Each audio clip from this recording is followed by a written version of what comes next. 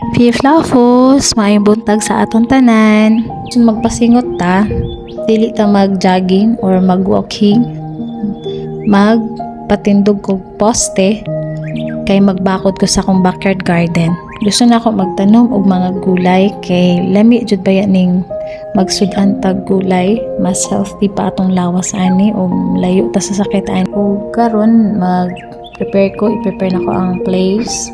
Medyo lisod baya kalot, gahi-gahi po tang yuta kay daghag bato, pero enjoy man po, grabing singot ba.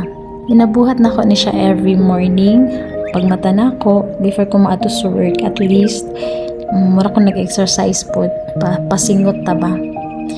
Og nindot jud pag natay garden dool sa atong balay sa makakauntag healthy foods. Sudan ma-relax pod ko pag makakita ko og daghag mga tanom. So karon paningkamutan dyan ako mapatindog ni mga poste din.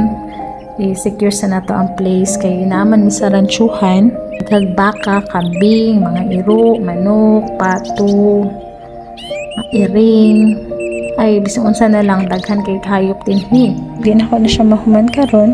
Pag amot na pa nako niyang hapon para gamay-gamay na lang ako ang buhaton. Para pwede na ako magtanong ng gulay. Excited na dyan ko makita ang tubo. Tapos mag-harvest time. So, exciting siya.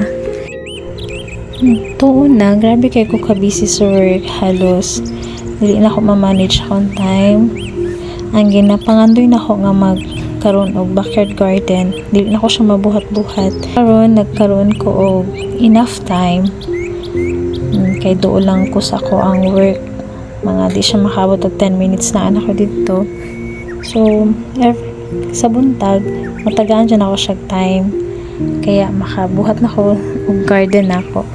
Medyo init pa kaing panahon karon, gina-prepare lang na ako ang place.